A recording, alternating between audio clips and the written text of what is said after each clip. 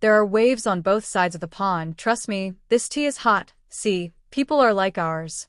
Cable's favorite actress has always seemed to think she is entitled to everything under the sun.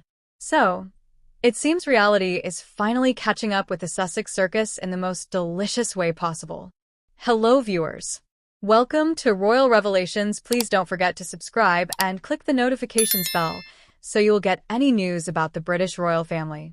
Now, let's talk about this bombshell situation involving Harry's visa status in the United States, where the American dream could turn into a nightmare if the couple is financially independent. And who is at the center of this possible reshuffle? None other than Ric Grenell. He could become the next Secretary of State under a possible Trump administration. Oh my goodness, my lovely viewers, let me tell you, Ric Grenell didn't hold back on his thoughts.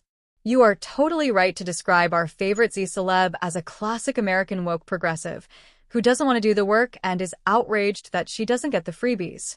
Remember what we all thought in, how she broke into the royal family and thought she was going to be 1,000 years old. Look at her, who revolutionized the institution in 5 minutes and now hides in Monite, desperately trying to stay relevant with jams. Yes, that sounded right, from wanting to be the modern face of the monarchy to selling jams. It's not like that could happen. Let's take a moment to savor the pure poetry of this situation. Here is a man who convinced Prince Harry to give up all his family, all his obligations, all his inheritance, to move to California for the American dream. And now this very dream may be hanging by a thread. We are talking about karma and Harry. Oh, poor Harry. Remember when he was a cocky, charming prince who proudly served his country when he started the Invictus Games, who used to work with his brother on psychic purposes and has now been demoted to a plus in his wife's jam-selling business. You see how the strong have fallen. Really upsets me. But look at the contrast with our beloved Catherine, Princess of Wales, who all of this has recovered from surgery and shown nothing but grace, dignity, and strength. No drama or attention-seeking, just calm resilience. This is true royalty. Let's talk about gift packages being sent to Hollywood. Anyone else feeling the vibe of desperation? Here it's like watching someone try to do that. Remember when she was invited to the cool kids table in high school and had access? A real royal palace. Now she's been demoted. Celebrities jamming away hoping someone will say their name somewhere. The timing of all this is just right. While she's busy playing with an American Martha Stewart, getting the perfect kiss from a chef, can we talk for a second about Riviera Orchards and that pretentious name? Her right to stay is being seriously debated. Oh, country, man, let's talk about misplaced priorities. Let's rewind a bit and look at the bigger picture. This is the same person who sat down with Oprah in 2007 and made all of the allegations against the royal family.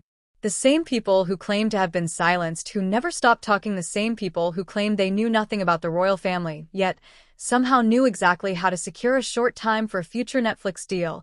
And now here we are, the powerful depressed enough to be sending gift baskets to Hollywood and trying desperately to stay genuinely relevant. All this while the royal family, William, Catherine, King Charles, and Queen Camilla, continue to serve with dignity, rank, and actual purpose. Do you know what actually said? The complete silence of all these Hollywood stars who attended wedding. Where are they now? Where's George Clooney? Where's Oprah? Where are all the celebs who quickly jumped on the bandwagon?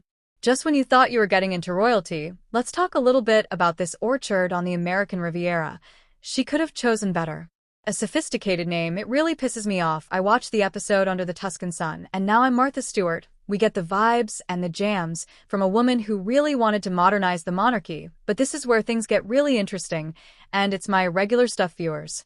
No, I'm digging deeper and deeper. This whole launch of a lifestyle brand is happening at a time when it's just so serious. There's the debate over Harry's visa status. Coincidentally, I don't think this is a classic diversionary tactic from the Sussex strategy.